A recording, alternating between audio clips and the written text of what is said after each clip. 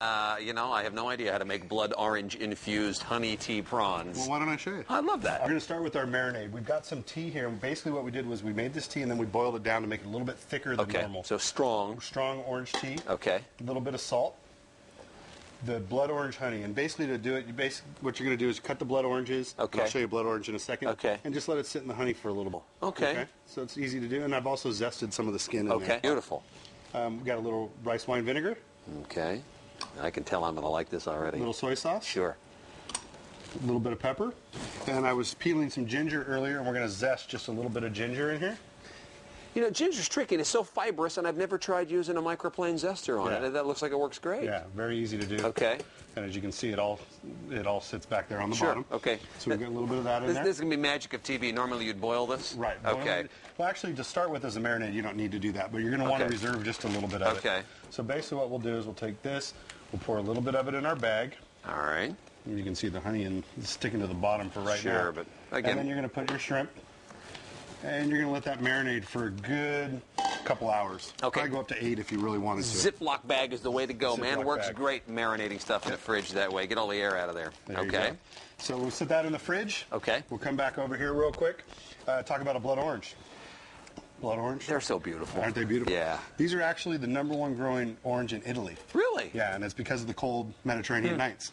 Now, you know, I see them. You see them used because they're beautiful flavor-wise. I can't tell you. I know how it compares to regular They're a little orange. bit different, but they're not bad. But Look at that. Here's what they look like inside.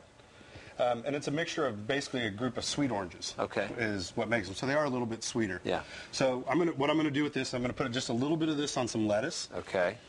And a little bit of dressing in here, and I'm going to come back to that in a second for our salad. All right. Okay.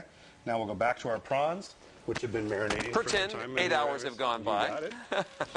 And I've got some little bamboo skewers here. Okay. And you can put a couple of them on the skewer, and then we're going to put them right in our grill pan. And we're going to get a little grill to it. That's getting hot over here. Yep. Perfect. Again, you could do these on the barbecue too if you wanted to, right? Barbecue, you bet. You can hear the nice sizzle on the grill. You can put however many of them going as you want. Okay. We like to do the little skewers like this, so when we make our salad, it's a little bit more presentation. Well, as you know, that's one of the things that is exceptional about crisp catering. It is just always so pretty when it's done. All right, so here we go. Here's our little salad we're going to put behind our skewers over here. We got about a minute here, Chef. Plenty of time. There's our final product. I'm going to come back and do a little bit of green onions, which I've got here. And I always get rid of the ends. And then just a little fine chop on the ends here. Green onions are great for that, plus the presentation is really good with them.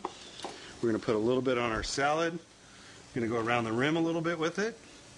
And then we're going to take the final item that's always great for garnish and taste is a little bit of sesame seeds. Oh, and you mix the black and the white sesame seeds black together. and white sesame seeds mixed together. Okay.